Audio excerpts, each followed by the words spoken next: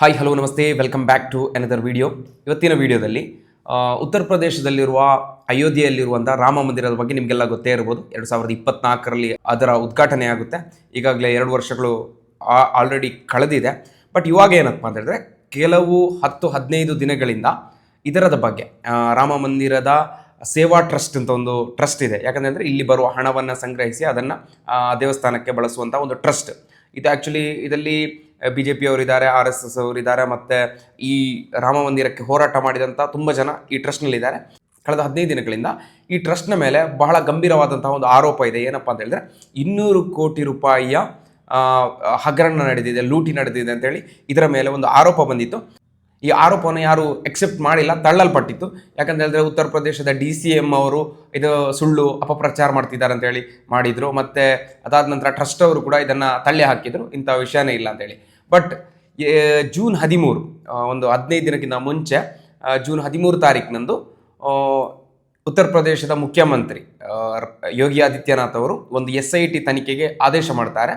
ಈ ರಾಮ ಮಂದಿರ ಸೇವಾ ಟ್ರಸ್ಟ್ನ ಬಗ್ಗೆ, ಇಲ್ಲಿ ನಡೆದಿರುವ ಹಗರಣ ಲೂಟಿಯ ಬಗ್ಗೆ ಸ್ವಲ್ಪ ತನಿಖೆ ಮಾಡಿ ಚಾರ್ಜ್ ಶೀಟ್ ಸಲ್ಲಿಸಿ ಅಂತೇಳಿ ಅವರು ಒಂದು SIT ರಚನೆ ಮಾಡಿರ್ತಾರೆ. ಅದರಲ್ಲಿ 3-4 ಜನ SIT ಅಧಿಕಾರಿಗಳು ರಚನೆ ಆಗಿರುತ್ತೆ. 10 ದಿನದ ನಂತರ SIT ರಚನೆಯಾಗಿ 10 ದಿನದ ನಂತರ ಒಂದು ಪ್ರಾಥಮಿಕ ವರದಿಯನ್ನು ಇವರು SIT ಅವರು ತನಿಖೆ ಮಾಡಿ ಗೌರ್ಮೆಂಟಿಗೆ ಸಲ್ಲಿಸಿದ್ದಾರೆ. ಬಟ್ ಅದನ್ನು ಜನರಿಗೆ ಅದನ್ನು ಅವೈಲೇಬಲ್ ಮಾಡಿಲ್ಲ. ಇನ್ನೂ 10 ದಿನಗಳಲ್ಲಿ ಅದು ಜನರಿಗೆ, ನಮಗೆ ನ್ಯೂಸಲ್ಲೆಲ್ಲ ಬರುತ್ತೆ. ಅದು ಯಾಕಂತೇಳಿ ನಮ್ಗೆ ಗೊತ್ತಾಗಲ್ಲ, ಮತ್ತೇನೆ ನೋಡಬೇಕಷ್ಟೇ. ಅದರಲ್ಲಿ ನಮಗೆ ಕಾನ್ಫಿಡೆನ್ಷಿಯಲ್ ಗೈಡ್ಲೈನ್ಸ್ ಅಂತ ಹೇಳಿ ಅದನ್ನು ಜನರಿಗೆ ಕೊಟ್ಟಿಲ್ಲ. ಬಟ್ ಸರ್ಕಾರಕ್ಕೆ ಇವರು ಸಲ್ಲಿಕೆ ಮಾಡಿದ್ದಾರೆ. ಸಲ್ಲಿಕೆ ಮಾಡಿದ ತಕ್ಷಣ ಜೂನ್ 23ಕ್ಕೆ ಸಲ್ಲಿಕೆ ಮಾಡಿದ್ದಾರೆ. ಮತ್ತೆ 2 ದಿನಗಳಲ್ಲಿ ಈ ರಾಮ ಮಂದಿರ ಮತ್ತು ಇಲ್ಲಿ ಅಯೋಧ್ಯೆ ರಾಮ ಜನ್ಮಭೂಮಿ ಟ್ರಸ್ಟ್ ಇದೆಯಲ್ಲ, ಸೇವಾ ಟ್ರಸ್ಟ್, ಇದಕ್ಕೆ ಸಂಬಂಧಪಟ್ಟಂತೆ 8 ಜನರ ಬಂಧನ ಆಗಿದೆ. ಆಲ್ರೆಡಿ ಮೊನ್ನೆ ಆಗಿದೆ 8 ಜನರ ಬಂಧನ. ಇವರು ಯಾರೆಲ್ಲ ಬಂಧನ ಆಗಿದ್ದಾರೆ, ಇವರನ್ನ ಯಾಕೆ ಬಂಧನ ಮಾಡಿದ್ದಾರೆ, ಇಲ್ಲಿ ಏನೆಲ್ಲ ಅವ್ಯವಹಾರ ನಡೆದಿದೆ, ಹೇಗೆಲ್ಲ ಲೂಟಿ ಮಾಡಿದ್ದಾರೆ, ಹೇಗೆಲ್ಲ ಹಣವನ್ನು ಲೂಟಿ ಮಾಡಿದ್ದಾರೆ ಅಂತೇಳಿ ಪಿನ್ ಟು ಪಿನ್ ಡೀಟೇಲ್ಸ್ ಇದೆ. ಮತ್ತು ಅದನ್ನು ನೋಡ್ತಾ ಹೋಗೋಣ. ಇದು ಫಸ್ಟಿಗೆ ಬೆಳಕಿಗೆ ಬಂದಿದ್ದು ಇವರು ಉತ್ತರ ಪ್ರದೇಶದಲ್ಲಿ ನಿಮ್ಗೆ ಗೊತ್ತಿರ್ಬೋದು, ಅಧಿಕಾರದಲ್ಲಿರೋದು BJP, ಯೋಗಿ ಆದಿತ್ಯನಾಥ್ ಮುಖ್ಯಮಂತ್ರಿ. ಬಟ್ ಇಲ್ಲಿ ಅಪೋಸಿಷನ್ ಲೀಡರ್ ಆಗಿರೋದು ಅಖಿಲೇಶ್ ಯಾದವ್, ನಿಮ್ಗೆ ಗೊತ್ತಿರ್ಬೋದು. ಅಖಿಲೇಶ್ ಯಾದವ್ ಅವರು ಜೂನ್ 7ರಂದು ಒಂದು ಟ್ವೀಟ್ ಮಾಡ್ತಾರೆ. ಈ ರಾಮ ಮಂದಿರದಲ್ಲಿ ಇಷ್ಟು ದುಡ್ಡಿನ ಸುಮಾರು 200 ಕೋಟಿಯ ಲೂಟಿ ಆಗಿದೆ, ಹಣ ಸಂಗ್ರಹದಲ್ಲಿ ಮೋಸ ಆಗಿದೆ, ಇದನ್ನು ಕದ್ದಿದ್ದಾರೆ ಅಂತೇಳಿ ಅವರೊಂದು ಸ್ಟೇಟ್ಮೆಂಟ್ ಕೊಡ್ತಾರೆ. ಅದು ಕೂಡ ಟ್ವಿಟರ್ನಲ್ಲಿ. ಆಗ ಎಲ್ಲರೂ ತಿಳ್ಕೊತಾರೆ ಏನಪ್ಪ ಅಂತಂದರೆ ಇನ್ನು 7-8 ತಿಂಗಳು ಇರೋದು UP ಎಲೆಕ್ಷನ್ಗೆ, 7-8 ತಿಂಗಳು ಇರೋದು. UPಯಲ್ಲಿ, ಉತ್ತರ ಪ್ರದೇಶದಲ್ಲಿ ನಿಮ್ಗೆ ಗೊತ್ತಿರ್ಬೋದು, ಈ ಧರ್ಮವನ್ನು ಇಟ್ಟು ರಾಜಕೀಯ ಮಾಡ್ತಾರೆ. ಈ ರಾಮ ಮಂದಿರ ಹೆಸರಿನಲ್ಲಿ ಅದು ಇದು ಹಿಂದೂ ಮುಸಲ್ಮಾನ್ ಆ ಥರ ಮಾಡಿ ಪಾಲಿಟಿಕ್ಸ್ ಜಾಸ್ತಿ ಮಾಡ್ತಾರೆ. ಅದಕ್ಕೆ ಬೇಕಾಗಿ ಆಗಿರ್ಬೋದು ಈ ಅಖಿಲೇಶ್ ಯಾದವ್ ಅದೇ ಥರ ಹೇಳಿರ್ಬೋದು. ಸುಮಾರು 200 ಕೋಟಿ ನಿಮಗೆ ಹಗರಣ ಮಾಡೋದು, ಅದು ಕೂಡ ರಾಮ ಜನ್ಮಭೂಮಿ ಅಯೋಧ್ಯೆಯಲ್ಲಿ ಅಂತ ಹೇಳೋದು, ಅದು ಅಷ್ಟು ಈಸಿಯ ಮಾತಲ್ಲ, ಸುಮ್ಮನೆ ಹೇಳಿದಾಗಿರ್ಬೋದು ಅಂತೇಳಿ ತಿಳ್ಕೊಂಡ್ರು. ಬಟ್ ಇದು ದಿನಕ್ಕೆ ಇದರ ಪ್ರೆಷರ್ ಜಾಸ್ತಿ ಆಗ್ತಾ ಹೋಯಿತು. ಅವಾಗ ಅಲ್ಲಿ ಒಂದು ಅವ್ರಿಗೂ CM ಅವ್ರಿಗೂ ಕೂಡ ಅದರದ್ದು ವಿಷಯ ಡೀಟೇಲ್ಸ್ ಗೊತ್ತಾಗುತ್ತೆ. ಅವರು ಅದಕ್ಕೆ ತನಿಖೆ ಕೊಡ್ತಾರೆ. ತನಿಖೆ ಕೊಟ್ಟು ಇವಾಗ ಅದರ ರಿಪೋರ್ಟ್ ಕೂಡ ಸಲ್ಲಿಕೆ ಆಗಿದೆ. ಬಟ್ ಅದಲ್ಲಿ ಏನಿದೆ ಅಂತೇಳಿ ನಮಗೆ ಇವಾಗ ಗೊತ್ತಾಗಲ್ಲ, ಒಂದು 10 ದಿನ ಕಳೆಯುತ್ತೆ ಇನ್ನು ಕೂಡ. ಬಟ್ ಇಲ್ಲಿ ಈಗಾಗಲೇ 8 ಜನರನ್ನ ಅರೆಸ್ಟ್ ಮಾಡಬೇಕಾದ್ರೆ ಅದರಲ್ಲಿ ಏನೋ ಒಂದು ಲೋಪದೋಷಗಳು ನಡೆದಿದೆ, ಅದನ್ನೆಲ್ಲ ಹೇಳಿದ್ದಾರೆ. ಇಲ್ಲಿ ಪಿನ್ ಟು ಪಿನ್ ಡೀಟೇಲ್ಸ್ ಇದೆ, ಅದನ್ನು ನೋಡ್ತಾ ಹೋಗೋಣ. ಓಕೆ, ಇದು ಇವಾಗ ನಿಮಗೆ ಹೇಳಿದ ಎಷ್ಟು ಅಮೌಂಟು ಅಲ್ಲಿ ಲೂಟಿ ಮಾಡಿದ್ದಾರೆ, ಎಷ್ಟು ಕದಿದ್ದಾರೆ ಅಂತೇಳಿ ಯಾರಿಗೂ ಗೊತ್ತಿಲ್ಲ ಎಕ್ಸಾಕ್ಟ್ ಅಮೌಂಟು. ಬಟ್ ಕೆಲವರು ಆರೋಪ ಮಾಡಿದ್ರೆ 5,000 ಕೋಟಿ ಅಂತ ಹೇಳ್ತಾರೆ, ಅಷ್ಟಾಗಲ್ಲ. ಇನ್ನು ಅಖಿಲೇಶ್ ಯಾದವ್ ಅವರು 200 ಕೋಟಿ ಅಂತೇಳಿ ಆರೋಪ ಮಾಡಿದ್ದಾರೆ. ಮತ್ತು ಇನ್ನು 7-8 ಕೋಟಿ ಹಣ ದೇಣಿಗೆ ಎಣಿಕೆಯಲ್ಲಿ ಮಿಸ್ಯೂಸ್ ಮಾಡಿದ್ದಾರೆ ಅಂತೇಳಿ ಆರೋಪ ಇದೆ. ಇದನ್ನು ನೋಡ್ತಾ ಹೋಗೋಣ. ಇದು ಬೆಳಕಿಗೆ ಬಂದಿದ್ದು ಹೇಗೆ ಅಂತೇಳಿ ನೋಡೋಣ. ಇವಾಗ ಕದ್ದಿದ್ದಾರೆ ಅಂತೇಳಿ ಗೊತ್ತಾಗೋದು ಹೇಗೆ? ಯಾರಾದರೂ ಕಂಪ್ಲೇಂಟ್ ಕೊಟ್ಟರೆ ಮಾತ್ರ ತಾನೇ ಗೊತ್ತಾಗೋದು. ಬಟ್ ಇಲ್ಲಿ ಯಾರು ಕಂಪ್ಲೇಂಟೇ ಕೊಟ್ಟಿಲ್ಲ. ಆದರೆ ಇದು ಹೇಗೆ ಗೊತ್ತಾಯಿತು ಅಂತೇಳಿ ನೋಡೋಣ. ಸಿಂಧಿ ಜನಾಂಗದ ಜನರು ಒಂದು 7-8 ಕೋಟಿಯ ಬೆಳ್ಳಿಯ ಇಟ್ಟಿಗೆಗಳನ್ನು ಕೊಟ್ಟಿರ್ತಾರೆ. ಯಾವುದಕ್ಕೆ? ರಾಮ ಮಂದಿರಕ್ಕೆ. ಇದಕ್ಕೆ ಇವರಿಗೆ ರಿಸಿಪ್ಟ್ ಸಿಕ್ಕಿರಲ್ಲ. ಆದರೆ ಒಂದು ವರ್ಷ ಕಳೆದು, 1.5 ವರ್ಷ ಕಳೆದ್ರು ಇದು ರಿಸಿಪ್ಟ್ ಸಿಕ್ಕಿರಲ್ಲ. ಬಟ್ ಅವ್ರು ಹೋಗಿ ಕೇಳ್ತಾರೆ, ನಾವು ಇದನ್ನು ಕೊಟ್ಟಿದ್ದೇವೆ, ಇದು ಯೂಸ್ ಆಗಿದೆಯಾ, ಇದರ ರಿಸಿಪ್ಟ್ ಎಲ್ಲಿದೆ ಅಂತ ಕೇಳ್ತಾರೆ. ಅದೊಂದಾಯ್ತಾ. ಎರಡನೇದು, ಇನ್ನೊಬ್ರು ಯಾರೋ 1.5 ಕೋಟಿದು ಡೊನೇಷನ್ ಮಾಡಿರ್ತಾರೆ, ಅದರ ರಿಸಿಪ್ಟ್ ಕೂಡ ಅವರಿಗೆ ಸಿಕ್ಕಿರಲ್ಲ. ಅವರು ಕೂಡ ಒಮ್ಮೆ ಹೋಗಿ ಕೇಳಿರ್ತಾರೆ, ನಮಗೆ ರಿಸಿಪ್ಟ್ ಸಿಕ್ಕಿಲ್ಲ, ಈ ಹಣ ಯೂಸ್ ಆಗಿದೆಯಾ ಇಲ್ವ ಅಂತ. ಅದಾಯ್ತು 2. ಅಂದರೆ ಈ ಟ್ರಸ್ಟ್ನಲ್ಲಿ ಕೆಲಸ ಮಾಡಿರ್ತಕ್ಕಂತಹ ಜನರಿಗೆ ಸಂಬಳ ಕೇವಲ 20,000-25,000 ಸಾವಿರ ಇರುತ್ತೆ. ಈ ಟ್ರಸ್ಟ್ನಲ್ಲಿ ಕೆಲಸದವ್ರು ಇರ್ತಾರಲ್ಲ, ಅದನ್ನು ನೋಡ್ಕೊಳ್ಳೋರು, ಮ್ಯಾನೇಜ್ ಮಾಡ್ಕೊಳ್ಳೋರು, ಇವರಿಗೆ ಕೇವಲ 20,000-25,000 ಸಂಬಳ ಇರುತ್ತೆ. ಬಟ್ ಇವರು ಕಳೆದ 1 ವರ್ಷದಿಂದ ಒಬ್ರು 10 ಕೋಟಿಯ ಇನ್ವೆಸ್ಟ್ಮೆಂಟ್ ಮಾಡಕ್ಕೆ, ಜಮೀನ್ ಖರೀದಿ ಮಾಡಕ್ಕೆ ನೋಡಿದ್ದಾರೆ, ಅದು ಒಂದು ವಿಷಯ ವೈರಲ್ ಆಗಿದೆ. ಇನ್ನೊಬ್ರು 1.5 ಕೋಟಿಯ ಮನೆ ಕಟ್ಟಿದ್ದಾರೆ, ಇನ್ನೊಬ್ರು ಒಂದು 5-6 ಕೋಟಿಯ ಮನೆ ಕಟ್ಟೋದಕ್ಕೆ ರೆಡಿ ಆಗಿದ್ದಾರೆ ಅಂತೇಳಿ ನ್ಯೂಸ್ ತುಂಬ ವೈರಲ್ ಆಗುತ್ತೆ. ಇವಾಗ ಪಾಸಿಟಿವ್ ನ್ಯೂಸ್ಗಿಂತ ನೆಗೆಟಿವ್ ನ್ಯೂಸ್ಗಳು ಬೇಗ ವೈರಲ್ ಆಗುತ್ತೆ. ಇವಾಗ ಈ ನೆಗೆಟಿವ್ ನ್ಯೂಸ್ ಯಾವಾಗ ವೈರಲ್ ಆಗುತ್ತೆ, ಜನರಿಗೆಲ್ಲ ಕ್ವಶನ್ ಮಾಡಲಿಕ್ಕೆ ಶುರು ಆಗ್ತಾರೆ. ಮಾಡಿದಾಗ ಇದು ಗೌರ್ಮೆಂಟಿಗೆ ಕೂಡ ಡೈರೆಕ್ಟ್ ಆಗಿ ರೀಚ್ ಆಗುತ್ತೆ. ಯಾಕಂದ್ರೆ ತುಂಬ ಸೆನ್ಸಿಟಿವ್ ಮ್ಯಾಟ್ರ್ ಇದು, ರಾಮ ಮಂದಿರ ಅಂದರೆ ತುಂಬ ಸೆನ್ಸಿಟಿವ್ ಮ್ಯಾಟ್ರ್. ಅದಕ್ಕೆ ಅದು CM ಅವರ ಕಿವಿ ಕೂಡ ಬೀಳುತ್ತೆ. ಅದಕ್ಕೆ ಅವರು ತನಿಖೆ ಕೊಡ್ತಾರೆ. ತನಿಖೆ ಕೊಟ್ಟಾದ ತಕ್ಷಣ ಇಂಥ ನ್ಯೂಸ್ಗಳು ಬಂದಾಗ ಆಟೋಮೆಟಿಕ್ ಆಗಿ ಗೌರ್ಮೆಂಟಿಂದ ರೈಡ್ ನಡೆಯುತ್ತೆ. ಈ ಕೆಲಸ ಮಾಡ್ತಿರ್ತಾರಲ್ಲ ಇವರ ಮನೆಗೆ ರೈಡ್ ಮಾಡ್ತಾರೆ. ಆವಾಗ ತಕ್ಷಣ ಒಬ್ಬರ ಮನೆಯಲ್ಲಿ 10 ಲಕ್ಷ ಕ್ಯಾಶ್ ಸಿಗುತ್ತೆ, ಇನ್ನೊಬ್ಬರ ಮನೆಯಲ್ಲಿ 5 ಲಕ್ಷ ಕ್ಯಾಶ್ ಸಿಗುತ್ತೆ. ಈ ಥರ ತುಂಬ ದುಡ್ಡು ಸಿಗುತ್ತೆ. ಅದು ಇವರಿಗೆ ಆಗುತ್ತೆ, ಕನ್ಫರ್ಮ್ ಆಗುತ್ತೆ. ಯಾಕಂದರೆ ಇವರಿಗೆ 20-25 ಸಾವಿರ ಸಂಬಳ ಇರೋದು, ಲಕ್ಷ ಕ್ಯಾಶ್ ಹೇಗಿದೆ, ಇದರಲ್ಲಿ ಯಾರೆಲ್ಲ ಇನ್ವಾಲ್ವ್ಮೆಂಟ್ ಇದ್ದಾರೆ ಅಂತೇಳಿ ಇವ್ರಿಗೆ ಆಲ್ರೆಡಿ ಡೌಟ್ ಆಗುತ್ತೆ. ಮತ್ತೆ ತನಿಖೆಗೆ ಶುರು ಆಗುತ್ತೆ. ಈ ಹಣ ಲೂಟಿ ಮಾಡಿದವರಲ್ಲಿ ಯಾರಲ್ಲ ಅಂತೇಳಿ ನೋಡೋಣ. ಅವರ ಹೆಸರು ಓದ್ತಾ ಬರೋಣ. 8 ಜನ ಇದ್ದಾರೆ. ಅವಿನಾಶ್ ಶುಕ್ಲಾ ಅಂತ, ಅನುಕುಲ್ ಮಿಶ್ರಾ ಅಂತ, ಲವಕುಶ್ ಮಿಶ್ರಾ, ಮನೀಶ್ ಕುಮಾರ್ ಯಾದವ್, ಕರುಣೇಶ್ ಪಾಂಡೆ, ರಾಮಶಂಕರ್ ಮಿಶ್ರಾ, ಸುಭಾಷ್ ಶ್ರೀವಾಸ್ತವ, ಟಿನ್ನು ಯಾದವ್ ಮೈನ್, ಇದರ ಕಿಂಗ್ ಪಿನ್, ಇದರ ಈ ನೆಟ್ವರ್ಕ್ ಇದೆಲ್ಲ ಮೈನ್ ಲೀಡರ್ ಇವನು ಟಿನ್ನು ಯಾದವ್ ಅಂತೇಳಿ. ಇವಾಗ ಅಷ್ಟು ಮಾತ್ರ ಹೆಸರು ಬಂದಿದೆ. ಈ SIT ಅಲ್ಲಿ ಎಲ್ಲ ಇವರು ಬಂದಿದೆ. ಇವ್ರದ್ದು ಅರೆಸ್ಟ್ ಕೂಡ ಆಗಿದೆ, ಇವರ ಮೇಲೆ FIR ಕೂಡ ಆಗಿದೆ, 2-3 ಕೇಸ್ಗಳು ಕೂಡ ಹಾಕಿದ್ದಾರೆ.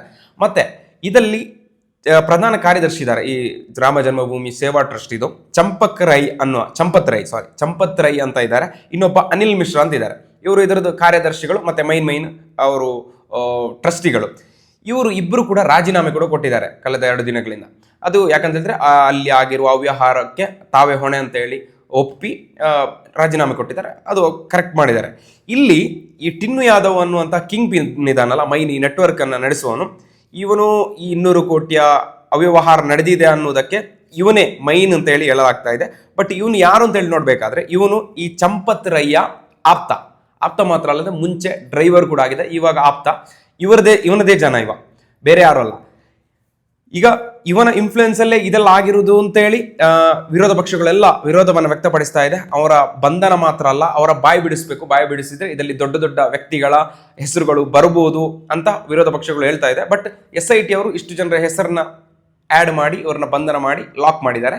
ಮತ್ತೆ ಇದು ಬೆಳಕಿಗೆ ಬಂದಿದ್ದು ಜೂನ್ 7ರಂದು ಆಡಿಟ್ ಮಾಡ್ತಾ ಇರ್ತಾರೆ. ಒಂದು 10-15 ದಿನಕ್ಕಿಂತ ಮುಂಚೆ, 17 ದಿನಕ್ಕಿಂತ ಮುಂಚೆ ಇವರು ಆಡಿಟ್ ಮಾಡಬೇಕಾದ್ರೆ ಅಲ್ಲಿ ಕೆಲವೊಂದು ಡೌಟ್ಗಳು ಬಂದಿತ್ತು. ಸಮಾಜವಾದಿ ಪಕ್ಷದ ಮಿನಿಸ್ಟರ್ ಒಬ್ರು ಇದ್ರು, ಅವರಿಗೆ ಡೌಟ್ ಬಂದಿತ್ತು. ಅವರು ಅಖಿಲೇಶ್ ಯಾದವ್ಗೆ ಹೋಗಿ ಹೇಳ್ತಾರೆ, ಅವರು ಟ್ವೀಟ್ ಮಾಡಿ ಇದನ್ನು ಬಹಿರಂಗಪಡಿಸ್ತಾರೆ. ನಂತರ ತನಿಖೆ ಎಲ್ಲ ಆಗುತ್ತೆ. ಈ ಥರ ಇವರು ಯಾವ ಥರ ಇಲ್ಲಿ ಅವ್ಯವಹಾರ ನಡೆಸಿದ್ರು ಅಂತ ನೀವು ನೋಡ್ತಾ ಹೋಗೋದಾದ್ರೆ ನೀವು ಕೇಳ್ಬೋದು, ಇಷ್ಟು ದೊಡ್ಡ ಟ್ರಸ್ಟ್, ಇಷ್ಟು ದೊಡ್ಡ ಒಂದು ಸಿಸ್ಟಮ್, ಸೆಕ್ಯೂರಿಟಿ ಎಲ್ಲ ಇರಬೇಕಾದ್ರೆ ಇವರು ಇಷ್ಟೆಲ್ಲ ದುಡ್ಡು ಹೇಗೆ ಕದಿಯುವುದು ಅಂತ ನೀವು ಹೇಳ್ಬೋದು. ಇವ್ರು ಏನು ಮಾಡಿದ್ದಾರೆ ಅಂತ ಹೇಳಿದ್ರೆ, ಒಂದು ತುಂಬ ರೀತಿಯಲ್ಲಿ ಅವ್ಯವಹಾರವನ್ನು ಮಾಡಿದ್ದಾರೆ. ಒಂದು CCTV ಕ್ಯಾಮರಾಗಳಿರುತ್ತೆ. ಇವಾಗ ನೀವು ದೇಣಿಗೆ ಹಣವನ್ನು ನೀವೆಲ್ಲ ನಾರ್ಮಲ್ ದೇವಸ್ಥಾನಗಳಲ್ಲೆಲ್ಲ ದೇಣಿಗೆ ಹಣ ಬಂದಿರುತ್ತೆ, ಅದನ್ನು ಒಂದು ಫ್ಲೋರಲ್ಲಿ ಎಲ್ಲ ಓಪನ್ ಫ್ಲೋರಲ್ಲಿ ಎಲ್ಲವನ್ನ ಹಣವನ್ನು ಹಾಕಿ 10 ಕಂತು ಬೇರೆ, 100 ಕಂತು ಬೇರೆ, 500 ಕಂತು ಬೇರೆ ಬೇರೆ ಆಗಿ ಡಿವೈಡ್ ಮಾಡಿ ಅದನ್ನು ರಬ್ಬರ್ ಟೇಪ್ ಹಾಕಿ ಒಂದು ಕಡೆ ಇಡ್ತಾರೆ. ಇವ್ರು ಏನು ಮಾಡಿದ್ದಾರೆ ಅಂತ ಹೇಳಿದ್ರೆ, ಈ CCTV ಇರೋ ಕಡೆಯಲ್ಲಿ ಇವರು 8 ಜನ ಇದ್ರು, 4 ಜನ CC ಕ್ಯಾಮರಾದ ಅಡ್ಡ ಹೋಗಿ ಈ ಥರ ನಿಲ್ತಾ ಇದ್ರು. ಅಡ್ಡ ಹೋಗಿ ನಿಂತಾಗ ಈ ಎಣಿಕೆ ಕಾರ್ಯಕ್ರಮದಲ್ಲಿ ಕಾಣೋದಲ್ಲ. ಈ ಎಣಿಕೆ ಮಾಡುವವರು ಏನು ಮಾಡ್ತಾ ಇದ್ರು ಅಂತ, ಇವ್ರು ಅಡ್ಡ ಹೋಗಿ ನಿಂತಾಗ ಕರೆಕ್ಟಾಗಿ ಆ ದುಡ್ಡನ್ನು ಒಳಗಡೆ ಎಗರಿಸ್ತಾ ಇದ್ರು ಅಂತೇಳಿ ಆರೋಪ ಮಾಡಲಾಗ್ತಾ ಇದೆ. ಬಟ್ ಆ CCTV ಫೂಟೇಜನ್ನು ಅವರೇನು ಲೀಕ್ ಏನು ಮಾಡಿಲ್ಲ, ಅದನ್ನು ಏನು ಜನರಿಗೆ ಪಬ್ಲಿಕ್ಗೆ ಕೊಟ್ಟಿಲ್ಲ, ಮೀಡಿಯಾಗಳಿಗೆ ಕೊಟ್ಟಿಲ್ಲ. ಇದನ್ನು ಹೇಳಲಾಗ್ತಾ ಇದೆ ಈ ಥರ ಅಂತೇಳಿ. ಇವರು CCTVಗೆ ಅಡ್ಡ ನಿಲ್ತಾರೆ, 4 ಜನ ಹಣವನ್ನು ಲಪಟಾಯಿಸ್ತಾರೆ. ಅದಾಯ್ತಾ? ಅದು ಮಾತ್ರ ಅಲ್ಲ, ಇಲ್ಲಿ ಕ್ಯಾಲ್ಕುಲೇಷನ್ ಎಲ್ಲ ಮಾಡಿ ಇವಾಗ 5,000 ರೂಪಾಯಿ ಕಟ್ಟಿದ್ರೆ ಅದರಲ್ಲಿ 60,000 ರೂಪಾಯಿ ಆ್ಯಡ್ ಮಾಡ್ತಾರೆ. 10,000 ರೂಪಾಯಿ ಜಾಸ್ತಿ ಆ್ಯಡ್ ಮಾಡಿ ತಗೊಂಡೋಗ್ಬೇಕಾದ್ರೆ, ಇವಾಗ ಇಲ್ಲಿ ಮಾತ್ರ CCTV ಇರುತ್ತೆ, ಹಣ ತಗೊಂಡೋಗ್ಬೇಕಾದ್ರೆ CCTV ಇರಲ್ಲ. ತಗೊಂಡೋಗ್ಬೇಕಾದ್ರೆ 50,000 60,000 ಕಂತು ಇರುತ್ತಲ್ಲ, ಅದ್ರಲ್ಲಿ 10,000 ತೆಗಿತಾರೆ. ಆ ಥರ ಎಲ್ಲ ಅವ್ಯವಹಾರ ಮಾಡಿದ್ದಾರೆ ಅಂತ ಹೇಳಲಾಗ್ತಾ ಇದೆ. ಅದು ಮಾತ್ರ ಅಲ್ಲದೆ ದೇವಾಲಯದ ಹಣ ಎಣಿಸುವ ಕಾರ್ಯವನ್ನು SBI ಅವರಿಗೆ ಕಾಂಟ್ರಾಕ್ಟ್ ಕೊಡಲಾಗಿರುತ್ತೆ. ಅದು ಮಾತ್ರ ಅಲ್ಲದೆ ಅವರೇನಪ್ಪ ಅಂತ ಹೇಳಿದ್ರೆ ಒಂದು ಏಜೆನ್ಸಿಗೆ ಇದನ್ನು ಕಾಂಟ್ರಾಕ್ಟ್ ಕೊಟ್ಟಿರ್ತಾರೆ, ನೀವು ಎಣಿಕೆ ಮಾಡಿ ಕೊಡಬೇಕು ಅಂದರೆ. SBI ಅವ್ರಿಗೆ ಆಗಲ್ಲ, SBI ಅವ್ರದ್ದು ಬ್ಯಾಂಕ್ ಮಾತ್ರ, ಅವರು ಟ್ರಾನ್ಸ್ಫರ್ ಮಾಡಿ ಅವರ ಬ್ಯಾಂಕ್ ಅಕೌಂಟ್ಗೆ ಡೆಪಾಸಿಟ್ ಮಾಡ್ಕೊಳ್ತಾರೆ. ಅದಕ್ಕೆ ಅಲ್ಲಿನದೇ ಒಂದು ಏಜೆನ್ಸಿಗೆ ಕೊಟ್ಟಿರ್ತಾರೆ. ಅಲ್ಲಿ ಸಾಧಾರಣ ಅದರಲ್ಲಿ ಹಣ ಎಣಿಕೆ ಕಾರ್ಯಕ್ರಮಕ್ಕೆ 50 ಜನ ಬಂದಿರ್ತಾರೆ ಏಜೆನ್ಸಿಯವರು. 50 ಜನ ಬರೋದು ಮಾತ್ರ ಅಲ್ಲ, ಇಲ್ಲಿ ಏನಪ್ಪ ಅಂತ ಹೇಳಿದ್ರೆ ಈ ಚಂಪಕ್ ರೈ ಅನ್ನೋರು ಇದಾರಲ್ಲ, ಇದರ ಟ್ರಸ್ಟ್ ಇದು ಕಾರ್ಯದರ್ಶಿ, ಇವರ ಜನ ಇದ್ದಾನೆ ಇವರ ಆಳು, ಇವರ ಆಪ್ತ ಟಿನ್ನು ಯಾದವ್ ಅಂತೇಳಿ. ಟಿನ್ನು ಯಾದವ್ ಮತ್ತೆ ಕರುಣೇಶ್ ಪಾಂಡೆ, ಅವನ ಮಗ ಅನುಕುಲ್ ಮಿಶ್ರಾ, ಲವಕುಶ್ ಮಿಶ್ರಾ, ಇವರು 4-5 ಜನ, ಇವರೆಲ್ಲ ಸಂಬಂಧಿಕರು. ಮಗ, ಅಳಿಯ, ಅಣ್ಣ, ತಮ್ಮ, ಈ ಥರ 4-5 ಜನ ಒಂದೇ ಫ್ಯಾಮಿಲಿಯವರು ಇದ್ದಾರೆ. ಇವರೆಲ್ಲ ಈ 50 ಜನ ಮಾತ್ರ ಅಲ್ಲ, ಇವರೆಲ್ಲ ಇನ್ಫ್ಲೂಯೆನ್ಸ್ ಅಲ್ಲಿ ಇವರು ಕೂಡ ಹೋಗಿ ಅಲ್ಲಿ ಹಣ ಎಣಿಕೆ ಕಾರ್ಯಕ್ರಮದಲ್ಲಿ ಕೂತಿದ್ದಾರೆ. ಅದು ಮಾತ್ರ ಅಲ್ಲದೆ ಇವರು ಅಲ್ಲಿ ಮಾನಿಟರ್ ಮಾಡಲಿಕ್ಕೆ ಜನ ಇದ್ರು, CCTV ಇತ್ತು, ಟ್ರಸ್ಟಿಗಳಿದ್ರು, ಅಧಿಕಾರಿಗಳಿದ್ರು. ಇವರೆಲ್ಲ ಇದ್ರೂ ಕೂಡ ಇವರ ಕಣ್ ತಪ್ಪಿಸಿ ಇವರು ಹಣವನ್ನು ಎಗರಿಸಿದ್ದಾರೆ ಅಂತೇಳಿ ಹೇಳಲಾಗ್ತಾ ಇದೆ. ಬಟ್ ಇಲ್ಲಿ ಜನರದ್ದು ಮತ್ತೆ ವಿರೋಧ ಪಕ್ಷದ್ದು ಆರೋಪ ಏನಪ್ಪಾ ಅಂತಂದ್ರೆ, ಇಷ್ಟು ದೊಡ್ಡ ಸ್ಕ್ಯಾಮ್ ಮಾಡಬೇಕಾದ್ರೆ ಖಾಲಿ 8 ಜನರಿಂದ ಸಾಧ್ಯನೇ ಇಲ್ಲ. 200 ಕೋಟಿ ಎಲ್ಲ ಹೆಚ್ಚು ಕಮ್ಮಿ ಅವ್ಯವಹಾರ ಮಾಡಬೇಕಾದ್ರೆ ಖಾಲಿ 8 ಜನರಿಂದ ಸಾಧ್ಯನೇ ಇಲ್ಲ. ಅದು ಕೂಡ ಇವರು ಸಣ್ಣ ಸಣ್ಣ ಕೆಲಸದವರಿಂದ ಇಷ್ಟು ದೊಡ್ಡ ಪ್ಲಾನ್ ಮಾಡ್ಲಿಕ್ಕೆ ಸಾಧ್ಯನೇ ಇಲ್ಲ. ಅಲ್ಲಿ ಯಾರೋ ದೊಡ್ಡ ಅವ್ಯವಹಾರ ಮಾಡೋರಿದ್ದಾರೆ, ದೊಡ್ಡ ಪೋಸ್ಟಲ್ಲಿ ಇರೋರಿದ್ದಾರೆ, ದೊಡ್ಡ ಅಧಿಕಾರದಲ್ಲಿರೋರು ಏನೋ ಲಪಡ ಮಾಡಿದ್ದಾರೆ. ಬಟ್ ಅವರ ಹೆಸರು ಬಂದಿಲ್ಲ, ಅವರ ಹೆಸರು ಬರಲೇಬೇಕು ಅಂತ ಹೇಳಿ ಇವರು ಆಗ್ರಹಿಸ್ತಾ ಇದ್ದಾರೆ. ಇನ್ನು ಕಾದು ನೋಡೋಣ ಏನೆಲ್ಲ ಆಗುತ್ತೆ ಅಂತ ಹೇಳಿ. ಇಷ್ಟರವರೆಗೆ 8 ಜನರನ್ನ ಬಂಧನ ಮಾಡಿ ಅವರ ಮೇಲೆ FIR ಆಗಿದೆ, ಕೇಸ್ ನಡೀತಾ ಇದೆ. ಇನ್ನು 10 ದಿನದಲ್ಲಿ ಇದರ SITಯ ಪ್ರಾಥಮಿಕ ರಿಪೋರ್ಟ್ ಈಗಾಗಲೇ ಬಂದಿದೆ. ಇನ್ನು ಕಂಪ್ಲೀಟ್ ರಿಪೋರ್ಟ್ ಯಾವಾಗ ಬರುತ್ತೆ ಅಂತ ಹೇಳಿ ಕಾದು ನೋಡೋಣ. ಏನಿಲ್ಲ ಅಂದ್ರೆ ಒಂದು 10-15 ದಿನ ಆಗುತ್ತೆ. ಮತ್ತೆ ನಮ್ಮ CM ಉತ್ತರ ಪ್ರದೇಶ CM ಅವರು ಏನು ಇದಕ್ಕೆ ಆಕ್ಷನ್ ತಗೋತಾರೆ ಅಂತೇಳಿ ಕಾದು ನೋಡೋಣ. ಓಕೆ, ಈ ವಿಡಿಯೋ ನಿಮ್ಗೆ ಇಷ್ಟ ಆಗಿದ್ರೆ ಲೈಕ್ ಮಾಡಿ, ಶೇರ್ ಮಾಡಿ ಮತ್ತು ಮರೆಯದೆ ಸಬ್ಸ್ಕ್ರೈಬ್ ಮಾಡಿ. Thank you for watching.